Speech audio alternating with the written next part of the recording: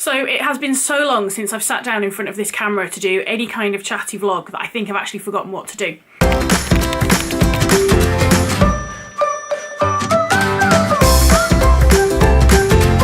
So the point of this video is that I want to update you all on the whole contraceptive pill, injection, coil type chat that I started last year. Last January I was considering having the contraceptive injection because I basically really wanted to just stop my period.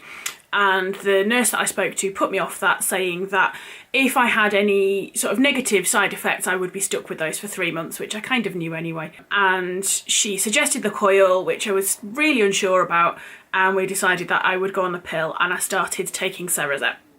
So that's a little update to March last year. March last year I filmed a video for you about the fact that I decided to take Cerazette, and I was about a month in, and I was talking about the symptoms that I was or wasn't having and what effects it had had.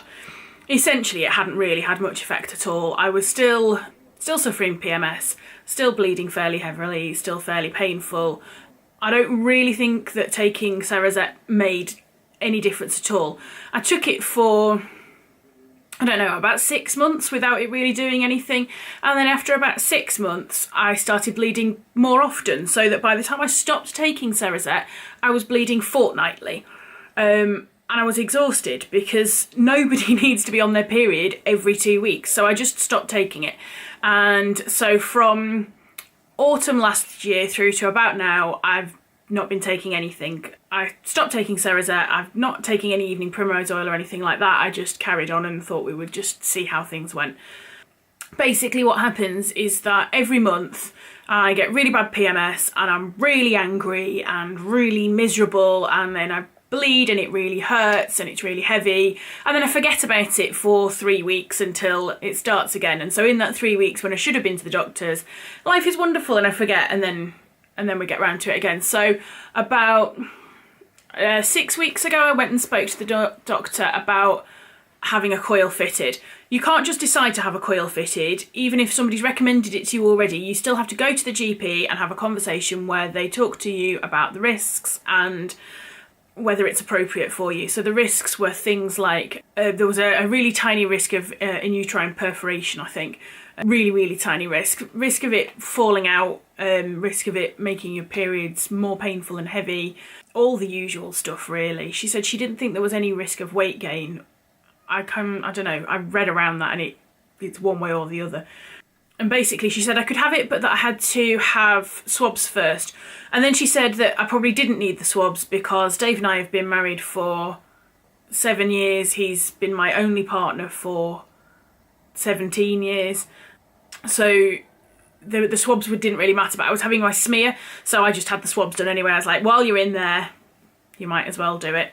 So I had my smear, had the swabs, everything was fine. I booked an appointment to have the coil fitted. This is the Marina coil, the hormonal one, rather than just the copper one, because I'm not using it for contraceptive. I'm using it because I want to manage my cycle, so the hormones are the important bit. To make an appointment was a massive farce. You can't just make an appointment at a convenient time to have this thing inserted. They want to insert it during your period, because the last thing anybody wants, really, while they're on their period is to have somebody poking around in there, isn't it?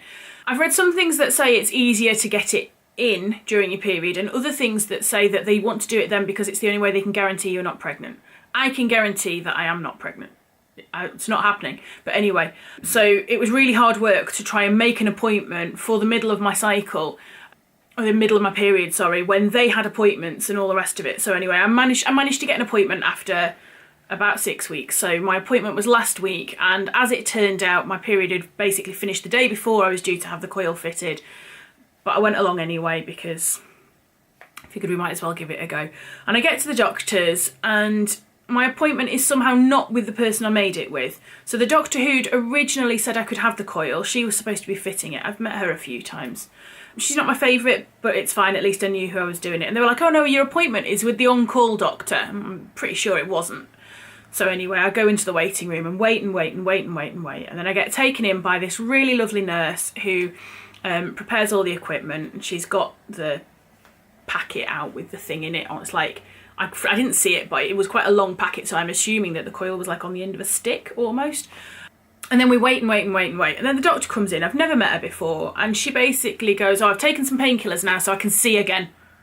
And I'm like, hang on, you're going to stick this tiny thing up my vagina and you've got a headache that means you can't see properly? I kind of laughed it off and was like, oh, don't put it in the wrong place. I get myself ready and it's basically like having a smear. So you take your bottom half off, lie down on the bed, put the little bit of blue paper over for modesty. I'm not really sure what modesty that offers.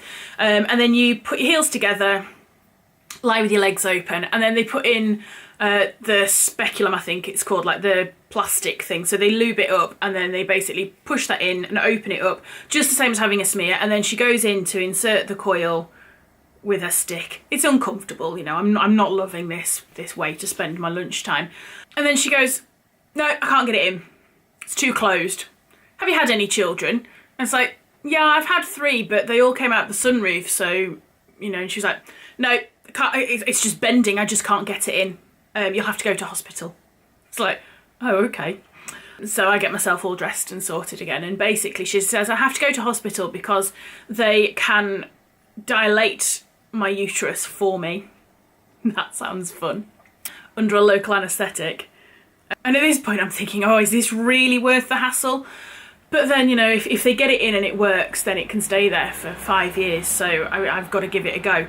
I'm kind of at the stage now where I'm waiting for a referral to the hospital so that they can forcefully dilate my uterus and stick this thing in there. I had a few questions about this on my Instagram stories.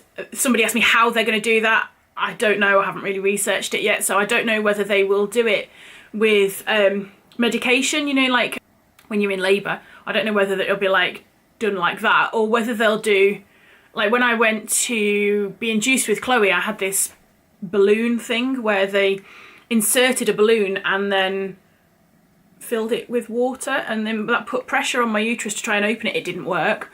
Hopefully they won't do anything horrible like that. It's under a local anaesthetic, I think. I'm fairly sure that's what she said. Either way, it's not going to be pleasant. I kind of don't want to know what they're going to do at the minute. I'm just hoping that when it's in there, it works. I was also asked why I was having this done and that surely Dave should have a vasectomy instead. He has had a vasectomy and I have been sterilised. This is purely about managing my periods and, yeah, trying to stop them, basically.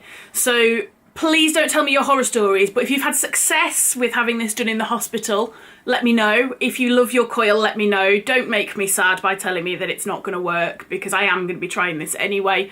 And I will report back.